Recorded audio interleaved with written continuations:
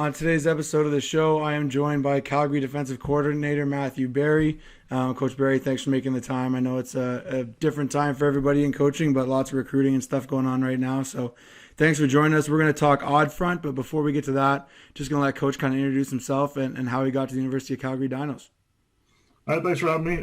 Yeah, definitely a different time in the world, but good that we have these resources where we can get online and share ideas and talk a little football these days. I've been at the University of Calgary 10 years now. Prior to that, I played at the University of Ottawa, and then I coached high school football back in Nova Scotia, where I'm from. And then 10 years ago, I was given the opportunity to come out to the U of C, worked in various roles: defensive assistant, assistant O-line coach, assistant D-line coach, recruiting coordinator, operations manager, basically summer camp coordinator, anything that anyone would let me do to keep coaching and keep working. And then the past 4 seasons, I've been our defensive coordinator here.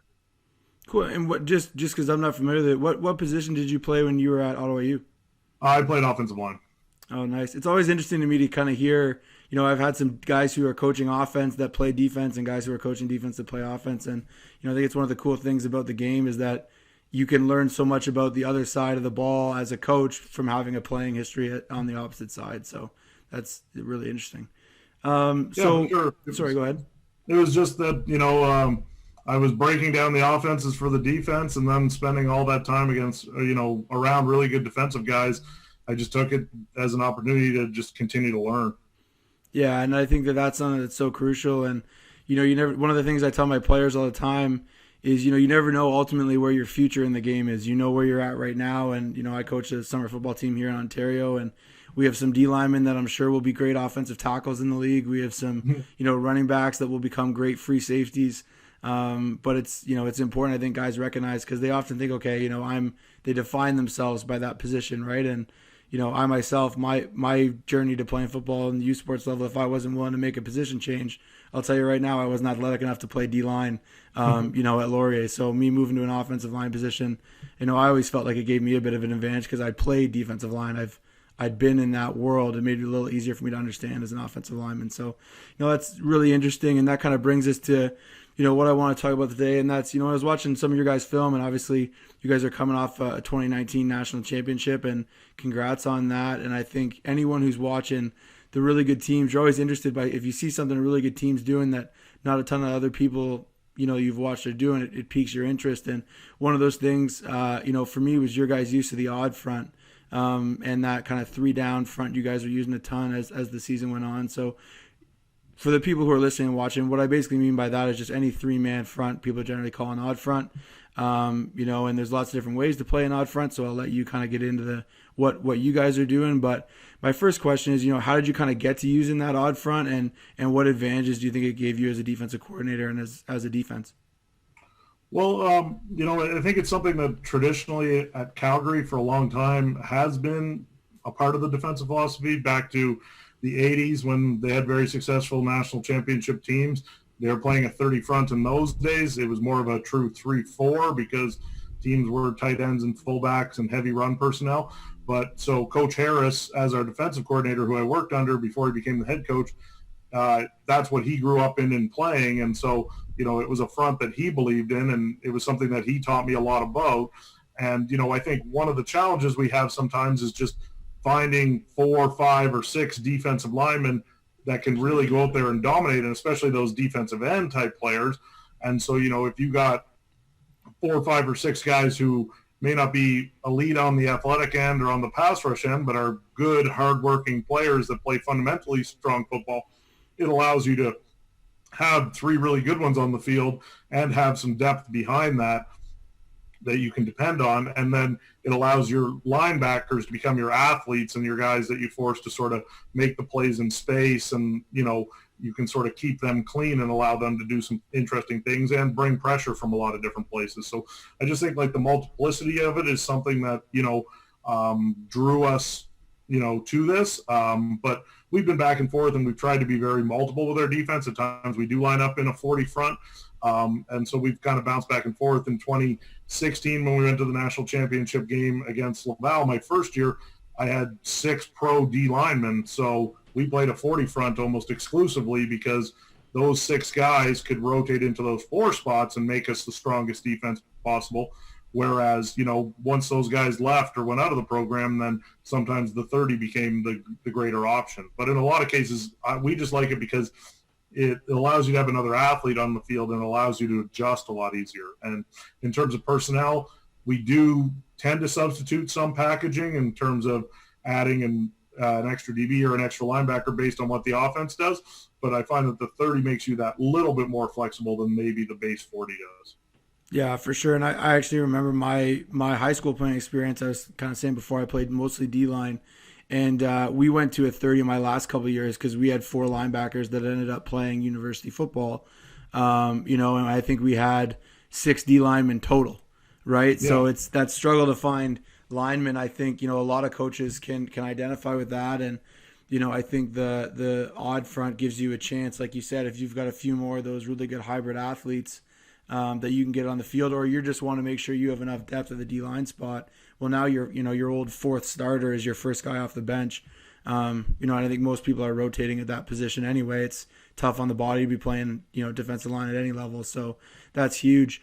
Kind of my next question gets into that personnel aspect of, what's different for you guys in terms of when you're playing a 3-man front. What are you looking for in those D linemen, and is it maybe different based on how you're going to use them, or what are you looking for in your linebackers as well, or that might differ from if you were just lining up in a typical 40 front?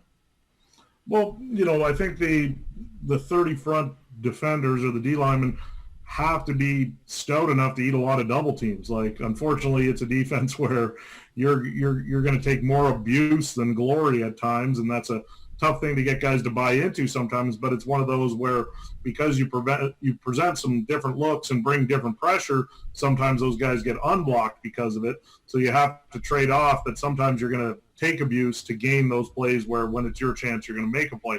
But so you got to have that guy who's strong enough to sort of play behind his hands and, sort of strike and reset and be able to, not require space to be a good player, but to, be gritty and take on the single guy. And then if you have to, be stout enough to stop the second guy from really creating a lot of movement. So, it does tend to be bigger bodies, but sometimes quickness can be an asset in there as well. In 2018, we had just a rash of injuries, and we played with a 240-pound nose in our 30 front and just used him in slightly different shades and alignments that caused a lot of problems for other team centers because they weren't used to a guy that quick. And so, it's interesting how, the bodies, it's more a mentality than an actual physical measurement, and that, it's how you train your guys. It's the fundamentals you focus on that really help build sort of that sort of run first mentality within your D lineman to cause those issues. And then at the linebacker position, your inside guys still have to be big and strong and be able to fill because, they are going to be taking on blocks, but they're guys who you want space to be their advantage. And so, there's some athleticism required. And then, a lot of times that hybrid backer for us can either be the guy who can walk up and play some D-line, so we get a 40 look, or it could be that backer who's only going to play on the edge and play in space because he's very strong from a coverage perspective. So, that's sort of the balance in those bodies you look for. But, it's one of those things where we talk as a team that we're never really going to sacrifice speed for anything. It's a big field in Canada. And so if you can run and be physical, you're the guy I want on the field more than the guy who can just be physical because, you have more opportunities to get involved in plays or more opportunities to run stuff down if you can run. And so, that's something we emphasize with our D-line. And one of the reasons that the 3-man front helps is that you can rotate 6 good players. And if you can rotate 6 good players, they're just fresher and playing less snaps. And if a guy's playing 30 or 40 snaps instead of 60 or 70 snaps, you're going to get higher quality production out of them, or at least that's the hope. Yeah, for sure. And I think, it's one of those things, and coaching running backs, with what I'm doing currently, a lot of guys in the running back room, they love the idea of getting 30 carries until they've gotten 30 carries a few times. And then, they're pretty happy to have, a quality teammate that can go in there and get the job done. I'd imagine it's the same on D-line. Everyone, wants to become a starter and wants to play a ton. But, I think everyone who's been in those groups where, hey, you didn't have a lot of depth and guys were just hanging out there and, you're playing every snap, you start to recognize pretty quick against really good teams. You can train all you want. Being really good for 75 snaps is not something the human body is really normally meant to do. So anytime you can have that kind of rotation, I think, it's huge. And then just to kind of give some context to people watching, is this something you carry into every game, or is this, more of like a package for certain types of offenses, or do you guys try and play this against, one back, two back, even with teams maybe who get heavy with double tight end as well? Well, we consider our 30 our base front in our defense, so our packages grow from there. But, it's really, for us, it's a 3-3 because our fourth guy is a DB. We play with 6 DBs just because of the level of passing in Canada West on a regular basis. But we do consider it our base package and our primary package. We'll stay in the 30 against almost any package that will come out on the field, but we may substitute more bodies to go with it, where we played a 3-4 or even a 3-5 at times if we want those bodies, to sort of match up on the edges, so you're not asking DBs to take on big tight ends or offensive linemen. Like we face scenarios in the West where teams are playing with 7 linemen at times. And so obviously you have to have, some size to match up with that. And so how you're going to achieve that is, starting to trade off those bodies. But yeah, for the most part, we found that the 30, has success. And actually some of our best defending of a double tight end set is out of the 30 front, because it just makes a lot of blocks occur in space. And that's sort of the last thing that those offenses are looking to do, and that they're looking to get guys onto doubles and then push and move into space. Whereas if they have to all of a sudden move a whole bunch of bodies into space, that's where they can miss some blocks and have some issues. Yeah, those are good. And for us, with our 30 front, yeah, there's ways to look at it. There's, the sort of traditional 30 where you have, you're sort of that 5 tech or on the edge, and it's a little wider a 30. And then, there's like the stack 30, which we played. There's the tight 30 where you're more in the 4-eye techniques or like the eagle look. And then, there's also like a wide 30 that we played where the 3 backers are inside and the ends are out on the ghost tight ends as like 7 or 8 techs kind of thing, just to give people some different alignments, and just depending on the athletes we have, how to take advantage of their skill sets in some way. For sure. And I actually didn't plan. I didn't think about bringing this up when I mentioned some of the questions you before, but we put out a poll on our social media the other day and had about 50 people respond. We said, okay, what defense do you not want to play? If you're an OC or you're a player or, an offensive coach, what kind of defense do you not want to play?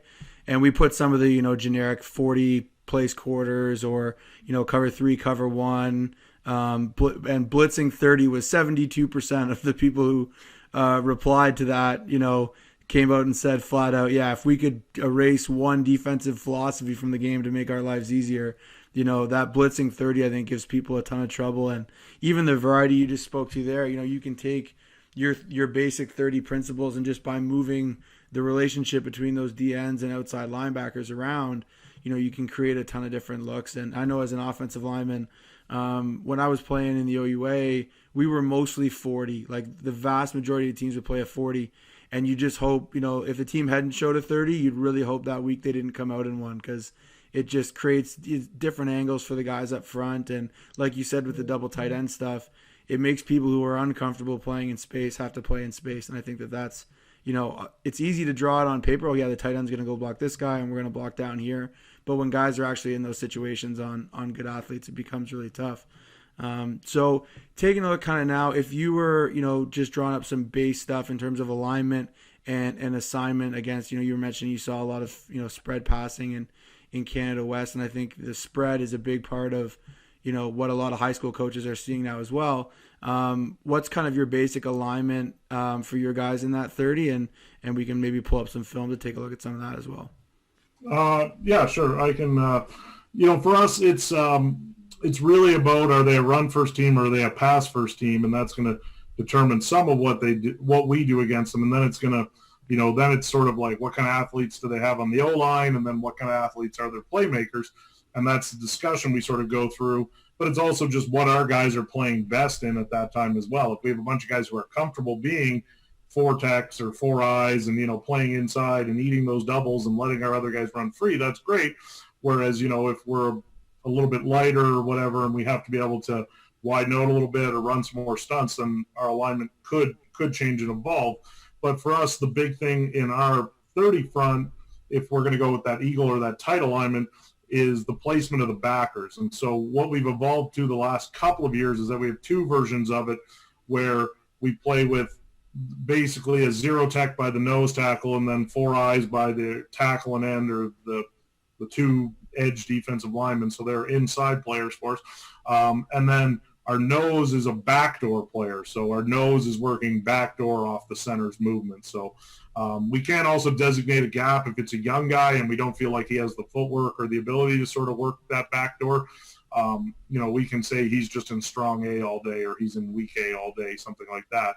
But if we have more veteran guys, we tend to try and work the backdoor on that. And then we tend to align our MAC at 5 or 6 in the middle there, just because we want him to be able to be a little bit more downhill a player and to not have that crowded pitcher really impact him right away from a visual perspective. And then with our outside backers, we sort of evolved it to where if it's a run situation or a run team, or we want to be a little bit more pressure heavy, then we play those guys in a 3-by-3 alignment from the offensive tackle. So they're kind of over the ghost tight end / slightly outside the ghost tight end, but they're tighter to the LOS so that, like, from that position, they can come without it really being that big change. And then if it's more of a pass-heavy team, they're going to play in a 3-by-5 alignment. So they're going to play with that width, but they're going to get a little bit more depth so that they can potentially be in those sort of hot pass lanes to the number 3 receiver, to the strong side and the slot on the weak side kind of thing. So those are how we sort of balance that based on the team we're facing, that's how that tight front will adjust itself, in that, it'll either be we want the bodies up a little closer because that's how we're trying to scheme and do things, or we want to back those bodies off because the run isn't as much of a priority that week. And really it allows us to get that Will cheated out to the short side as an extra pass defender. So we're really playing a 5-man box inside. Yeah, that was actually one of the things that drew me to the tight front stuff. And I had a couple of people had mentioned to me is, hey, this is an interesting idea. What do you think? Kind of early last year. And the ability to get that Will out, like you said, and have him be, a little more related to the number 2 receiver in the boundary. Because one of the things that we've done a lot at Laurier is just RPO. And it's tough if that Will's tucked in there, like especially if you get to him tucked in he's A gap responsible in the run.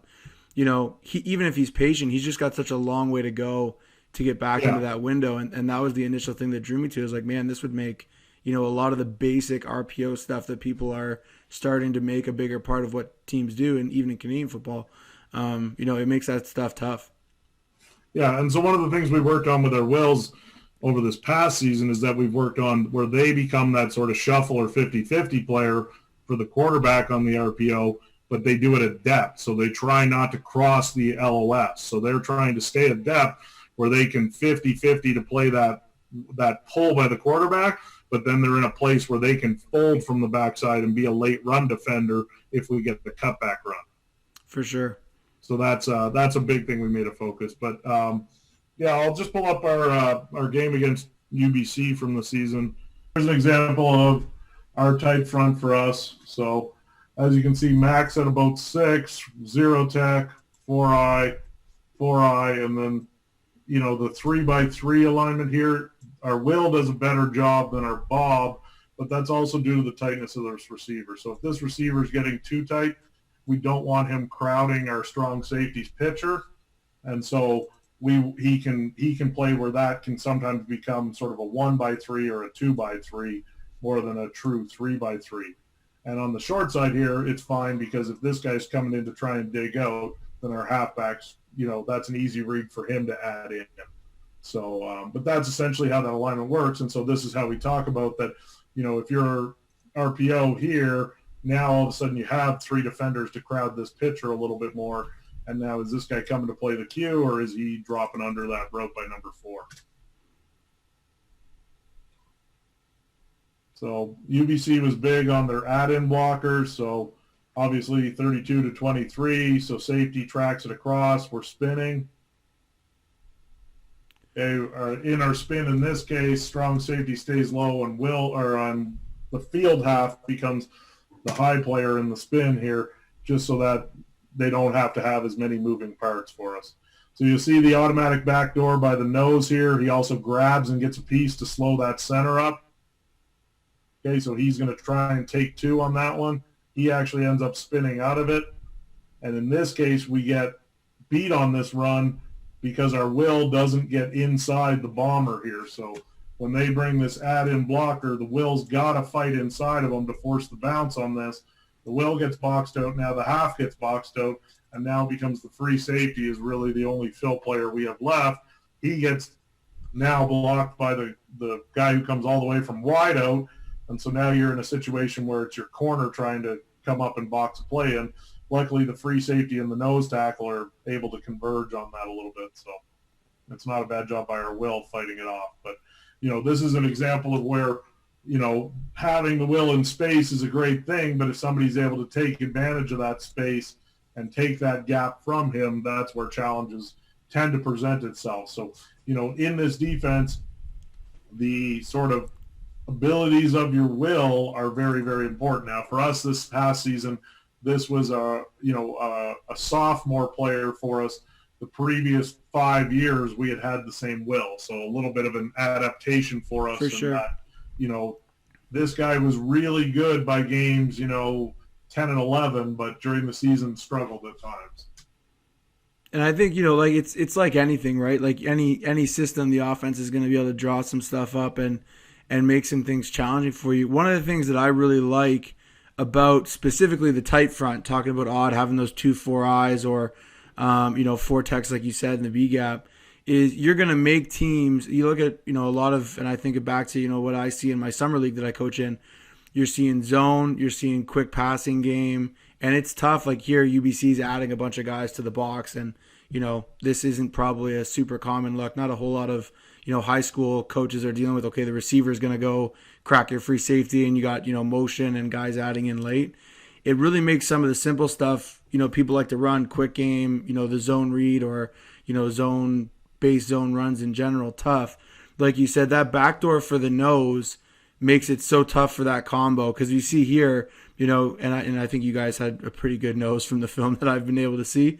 But as that center, if he stays engaged on the nose, that Mike, is going to be a free player on the front side. And if he climbs too quickly, you see here how bad the leverage for that guard is, whether he's trying to reach the nose or just even stay engaged and stay in front, really forces the ball back towards that 4-eye and that will.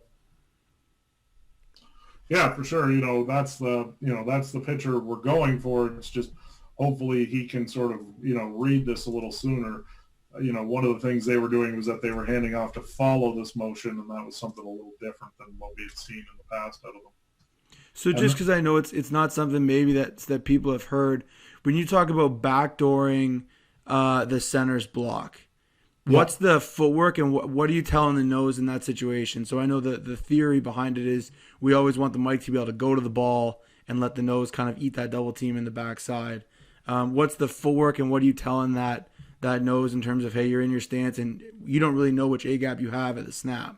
How are you clearing that picture up for him? He's looking to get off strike, get initial hands on the center, and then what he's preparing to do is just get his essentially a hip flip into that backside guard who's coming for the double. Now, if it were to move away into outside zone, then he would just have to track the backside shoulder as the center moves away from him. He wants to grab that backside arm and then chase the ball flat through that.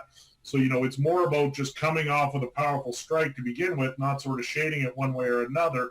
And then as he becomes the moving target, work to sort of turn and control him and require the second player to get to you. So really, you're defaulting to the gap he's giving up. But what that should give your Mac is that second or two to get that jump to the front side on that center who's trying to climb to him.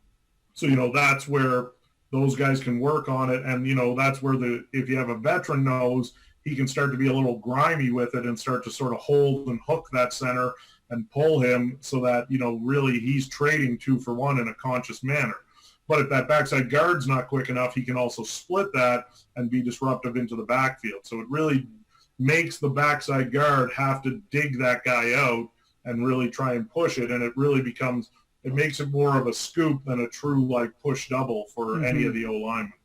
For sure. No, I really like that a lot. And again, my background's O-line, so anytime I get bells and whistles that go, I say is, hey, if I was the center, I would not like to have to deal with this. It's always something I like to learn a little bit more about. So do you have any clips that we could look at that might be two back or just a different alignment than 32? Yeah, give people sure. a little. Take a look here. Even if it's not two back, but say like there, it becomes two back with the motion. Yeah. So this is an example of, again, where now all of a sudden you can quickly become a 50 front out of this, where these two guys are now walked up on the edge. The max stays in the same spot. And so, you're generating different looks where basically from your same alignment, you can give 2 or 3 different looks for them.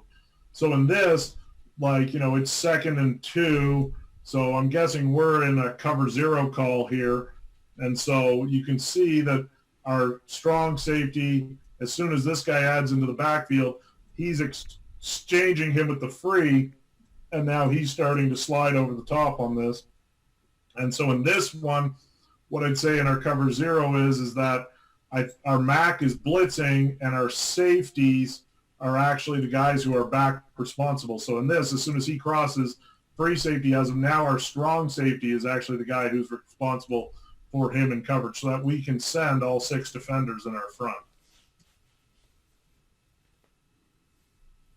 And that's your terminology on the back end. You mentioned right off the start, and I've been focused too much on the front, which is a typical O-line guy move. But yeah, you would then, I guess, have 2 halfbacks, your free and your strong safety, and your 2 corners.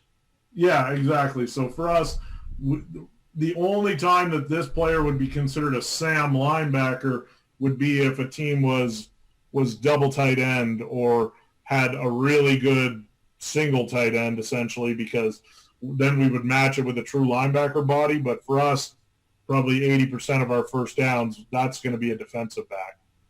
For sure. The reasoning behind it is just that we ask this guy to man cover a lot, and we ask him to trade responsibilities with our free safety a lot. So in this case, as you can see, he's tracking over, he's tracking to this. What happens here is, again, you get it where he blocks and nobody accounts for the fact that this guy can add in, and we get the clean play by our free safety. And this time you can see the job by the will is much better in that the add-in blocker is trying to cut him off and the will stays inside of it. And look at the difference on what is a very similar run play. And that kind of goes back to, you talked about, those guys having to play in space. I know he's walked up here, but, you have an athlete there that's able to he's engaged with a blocker and still covers 4 or 5 yards, right? Yeah, That's, I think, one of the big benefits of speed on the field in the Canadian game. Like you said, the field's huge, and, getting to the football is the first part of it. So that you can really see the difference there for sure. Yeah, because it just challenges that guy. He's able to occupy, but he's still driving, so there's no clear run lane here. And now this guy has to block this guy in space, and now we're plus on who's a better athlete. For sure. So for those edge guys, and whether they're 3 by, this obviously they're walked up in a 2nd and 2 look. But they're still ghost tight end players, as you can see. And would they, so like let's say they got a kick out block, if they're kind of your traditional edge players in this defense, if they get, the slot crosses the set to block the C gap player, or even if it's maybe a puller, would they play that outside arm free? Or how are you coaching those guys up in that situation? It would depend on the situation, but on the kick out block, we would really want them to box it because all the defenders are inside with us being such a flat line group right now. Whereas if we were at levels, then we could ask them to spill because now we have run and pursuit angles from the MAC and the safety. So sometimes it goes by more the call than their original alignment. So gotcha. In a cover 0 type scenario, you're going to want to try and box it. Whereas in a more a zone scenario, we're going to try and spill it and let guys run from depth to make the play. Now in this one, because he's getting this immediate down block, he's just being gap responsible in this more than if it was a true attempt at a kick out. If it was an attempt at a kick out, I would want him to box it, and then the safety would fill off him inside. It would fit the opposite way. Gotcha. Yeah. So just depending on where your block is coming from and, what we're trying to achieve on defense at the same time. I think that's one of the things that's so important. You're learning these different things, and I remember going to clinics and learning different defenses. And if you don't ask those little questions, a really good scheme can go wrong in a hurry. If you're coaching, no question. I think that's super important. Is that teams try to create this world where they live and die by one rule or one way to play things, and I think that it has a lot to do with your alignment and your call are dictating far more sometimes than than sort of having a golden rule in a sense. So absolutely. I think that's the challenge for the edge players these days, is because of how much our offenses have evolved and all the different ways they're being attacked. You have to be really conscious of where your help is within your own defense. For sure. Let me just look here for something with that's another 32 set. No worries. Again, I can always polish these up and just look at the individual clips. Yeah. I'm just trying to see what we got here.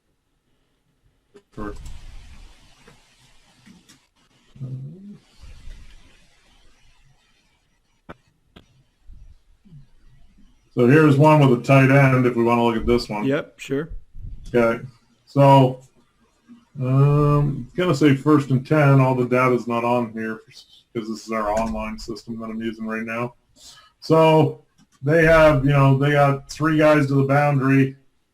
And now what they're going to do, this causes some confusion for us, is that they're going to bring a guy across, a guy over the top, and then they bring another guy back under. So motion's a big part of what they do.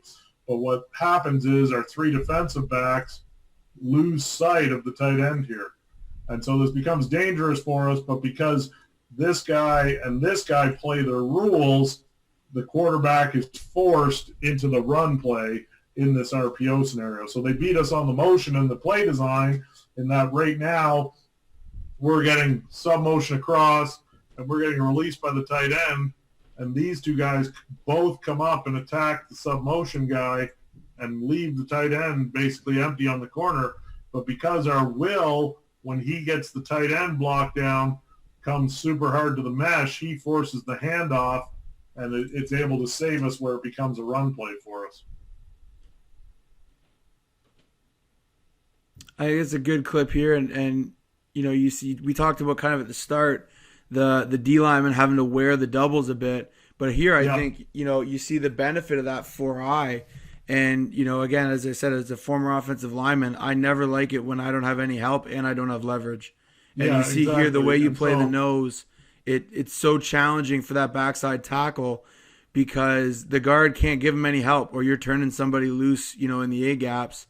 And, when you don't have leverage and you don't have help, it's not a winning formula for the offensive line. Yeah, so this guy's able to play very vertical, and that allows him to keep that inside leverage. This guy goes to the mesh, which doesn't allow the pull, and so now we're forcing the run play to these 5 guys.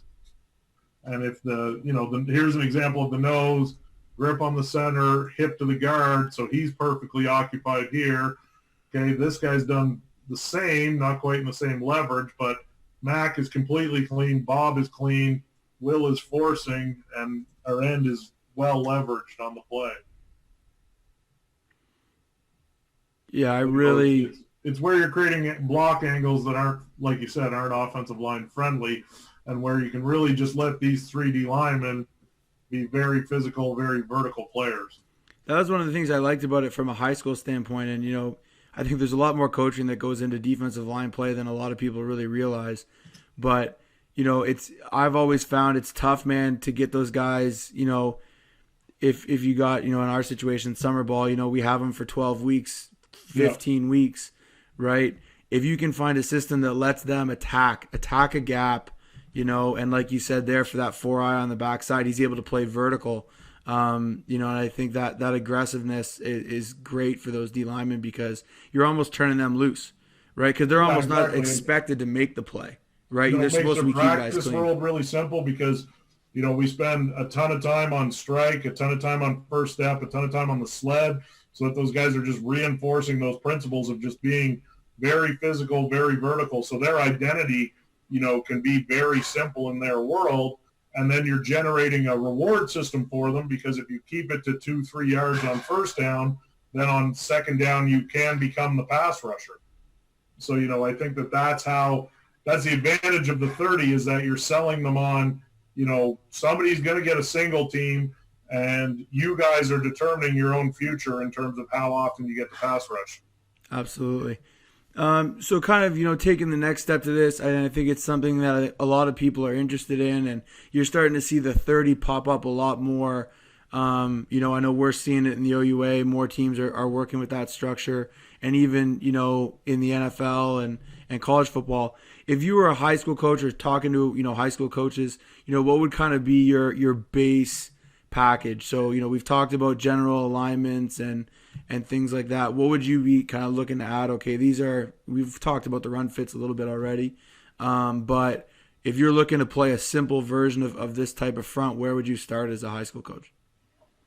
I think I'd, make sure one, is your league going to that sort of spread? Because if not, then, we'd have to dial it back to talking about how this works against, like, single, double tight ends, two backs, those kind of things, because I just think it changes the personnel, to begin with. But, if you're seeing 5R or 5R tight bodies a majority of the time, then, it would just be, do I have 3 backers that I really want on the field, and do I have 6 DBs? Because in a lot of cases, you might have 18 DBs signed up to play on your team, but are there 6 kids that you want out there, that are going to be sort of tough enough or strong enough? And then the other thing is, can you correct that? Okay, I do have 4 linebackers that I want to play.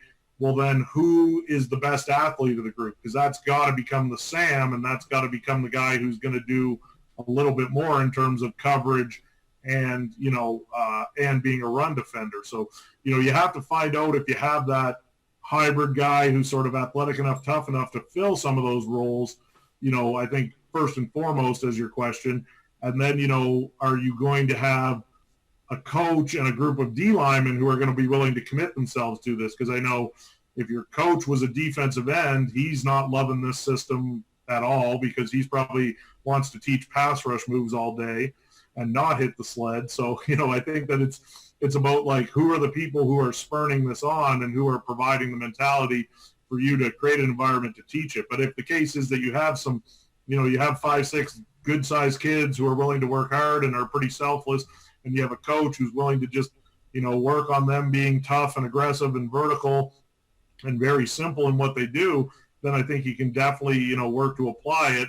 And, I think that it would be the best idea would be to get really good at one version of the front. So whether you're a tight front or a stack front or a wide front in the 30, get good, get your rules tight, get your discipline of everyone involved in the front okay with what you're seeing from the offenses you see, and then sort of work from there, start to build in those pressures, whether it's, how you're going to pressure against the run or how you're going to pressure against the pass, and then decide, what coverages. The advantage of this from a coverage perspective is that if you're dropping 9 guys, you can play a whole lot of coverages, and, like, your zones definitely look a lot better because they're fuller.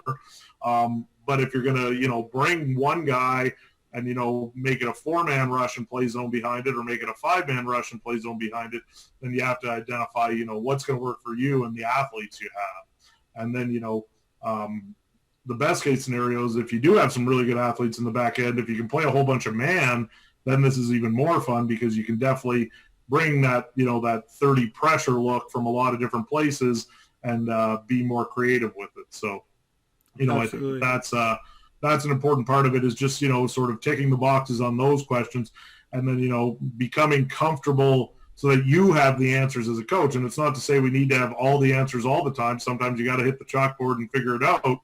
But the reality is, if you can become tight on how this system works out of this front and the coverages that go with it, I think that empowers your players to play at a higher level. And so, I think that it's, it's something you want to have a level of comfort with before you truly apply to your organization. because, you don't want to go out there and all of a sudden they run one or two plays and you don't have the answer. Like you said, the little questions of how do you fit that type of run, or how do you play that type of, jet sweep or something like that. You don't want to leave your guys in a scenario where, a team can gimmick or check you out of, all that you want to do on a given day. For sure. And I think, the devil's in the details, whether you're running, any defensive or offensive system, like you said. Do you have any, and obviously there's, like you said, the 30, there's a ton of options, any simple pressures or maybe a couple simple coverages, and we don't even need to watch clips of all of them, but just, in terms of a base package, are you running mostly quarters, or is it cover 3 variations, or where are you at there? And then kind of some simple or one or two simple pressures. Yeah, we're a pattern read team. So, all of our coverages are based on that. You're designated a receiver to initially read or work to, and then whether you're a high or low zone player is dictated off of that.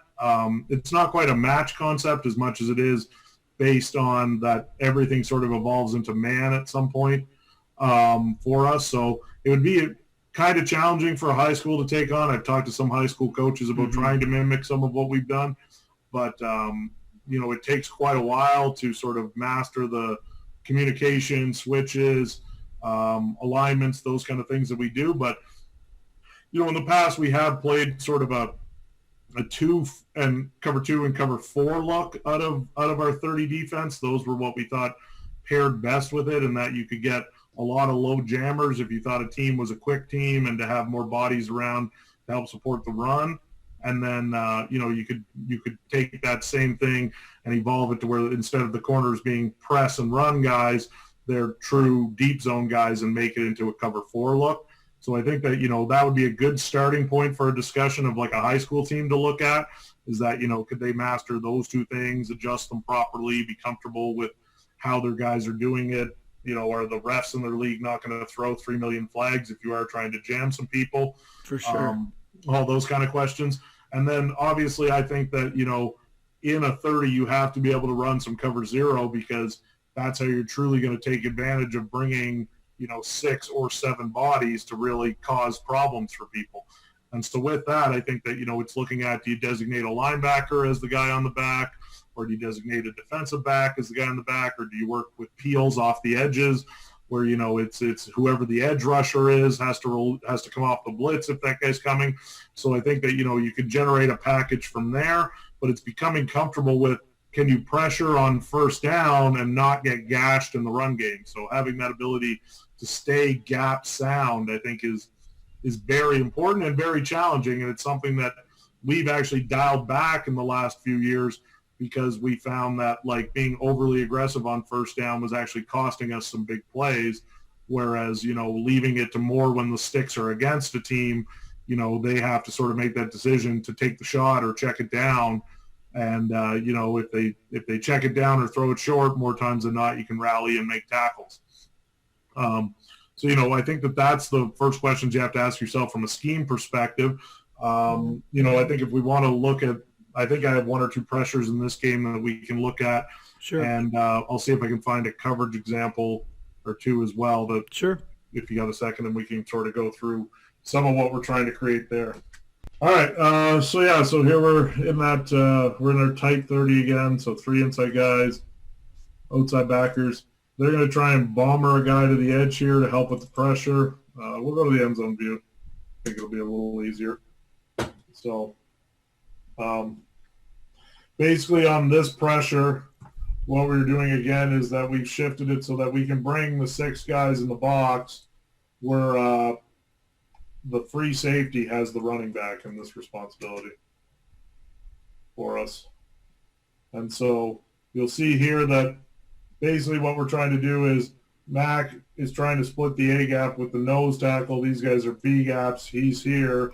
And then free safety looks for gaps to add in off of whatever lines come free. We get a hard down block here because they're trying to pull somebody, and what it allows, they're trying to pull the center.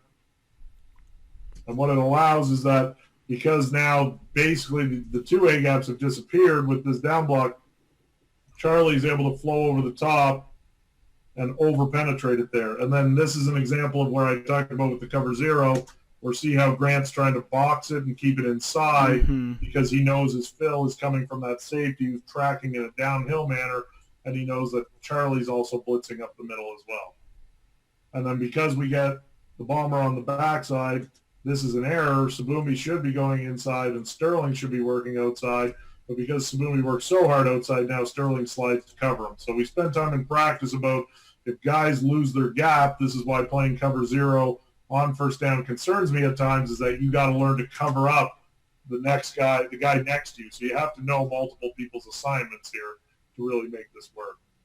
Yeah, it's tough. And like I said, in doing a little bit of research on the tight front stuff, it's interesting to see how different teams try and approach it to run the ball, because the angles, for a team that's run inside zone, and we saw the clip of the 4-eye earlier, being really disruptive on that inside zone, the leverage is so bad for the interior offensive lineman that basically if your nose can just kind of hold his water and like you said, play vertical and fold into that backside gap, not only is it tough to get to the mic, but it's really tough to have leverage on anybody. So a lot of teams are going to trying to do a little more gap scheme. And, I hear a lot of offensive guys like, oh yeah, we can, we'll down block here and we'll pull this guy around. But you see here with, when you create those interior pullers, those 4 eyes are still such a challenge because the O-line has such tough leverage, and there's just room to penetrate like we see the mic here. Well, yeah, what you end up happening is like this guy has to overcommit to try and get his head across here. But really, that just allows him to slip it. And then we end up, where we're 4 on 2 on the front side of this run play. So, it really creates, bad numbers for them in this respect. And it's a different look that forces, I think, offenses to try and do things they don't do every week, right? Like I think most teams, you're seeing a fair amount of zone, and that's what O-linemen are getting good at. They're getting good at the doubles. They're getting good at, working the linebackers, but you're forcing teams into stuff they're uncomfortable with. Yeah, I think that, in this sense, to pull the center is just so challenging because, you have athletes that are going to be around the ball there. And then you get those guys in space. And one of the things, I have a couple of buddies that were looking at the effectiveness of pullers. And, you make those guys have to play in space like we talked about at the start, climb into those linebackers that are 3x5 or 3x3. The amount of times those guys are actually able to get their job done against a really good athlete in that type of space, it's a challenging matchup for the guys up front. Yeah. So, yeah, here's an example of single tight end, and we just bring the will, but because they slide the line on the play action, the running back or receiver are not interested in blocking the will, and then that creates issues for them.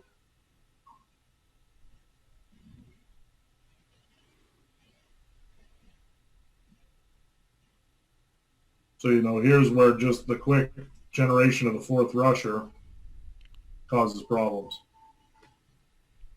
So here's where we're playing a 40 front in this game. So this is where I talked about that we go back and forth. And this is what caused problems for a lot of teams' O-lines, is that now all of a sudden we're in a 40, and they're not used to – they just blocked a 30 for 3 series, and now we're in a 40, and we'll give that front side end that freedom to just do whatever he wants because, this guy can work to cover him up. Now, how much do your rules, obviously the bringing on of a 4th D lineman and, you got now 2 interior guys and kind of 2 edge guys, how much do your rules change in terms of your run fits, or is it similar? Obviously there'll be little things here and there, but in general, are you aligning to formations and fitting the run the same out of the 40 and 30? No, we would go over separately how to play this. And, obviously for us, it's not bad because essentially in this, what we ended up doing is that our will comes off the field and this is our Bob and this is our Mac. And so essentially these are the 2 guys who are used to being inside guys. Mm-hmm. And so for them, it's not that challenging for them to know that they're just inside gap guys or they can flow. And so, what we've always done with our ends is that if a guy is going to hard overset you, we'll play with that you can shoot and try and make a play. And like I said, it's that concept of that second guy knowing how to cover you up. Mm-hmm.